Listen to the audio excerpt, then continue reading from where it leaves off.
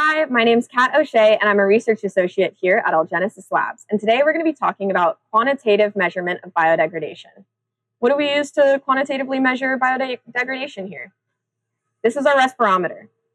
A respirometer essentially measures the amount of CO2 produced from a sample. So I'll open it up so we can all take a look. This large fridge is an environmental chamber, and it keeps the humidity and temperature within a specific range. That's around 45 degrees, similar to home composting. Inside this larger environmental chamber is individual chambers. At the top of each chamber are two tubes, an inlet and an outlet. The inlet tube forces fresh air from the surrounding room into each chamber through the bottom, which percolates back up through the top. That's where the second tube, or the outlet, comes in hand. The outlet then sucks up all that air and forces it into an air analyzer, which then calculates the amount of CO2 from each chamber. Now, what goes into each chamber? This is municipal compost, which is coming from the San Diego Greenery. That's home waste, that's green waste from your yard, and that's agricultural waste. Essentially everything but meat.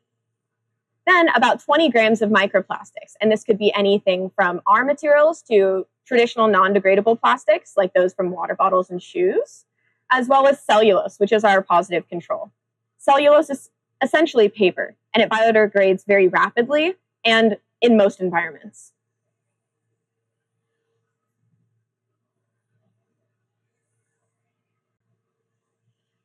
So our respirometer essentially measures the mineralization step of biodegradation. Now, if you don't understand mineralization, you can go back and watch Marissa's video on what is biodegradation, where she discusses the different stages of biodegradation. One of the products of the mineralization step is CO2. Now, when a microbe consumes plastic and breaks the bonds and then uses that material to then create new biomass or other materials, it then produces CO2, just like you and I do when we eat food and expel and do work.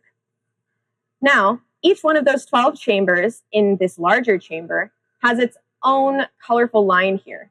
Now, this bottom line measures the amount of CO2 produced by the compost blank. Now, just because regular compost, the bacteria in it are eating away at that compost and they're respiring at a baseline level. So we have a blank to account for that.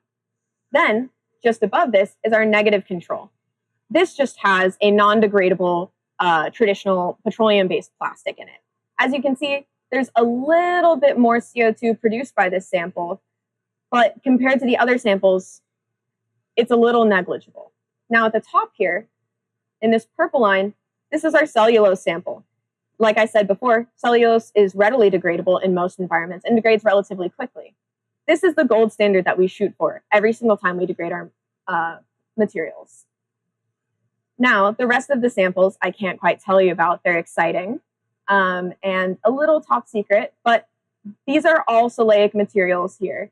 And as you can see, they have different respiration rates. This is due to hardness, crystallinity, and a variety of other factors, hydrophobicity, which Marissa goes over in her video as well.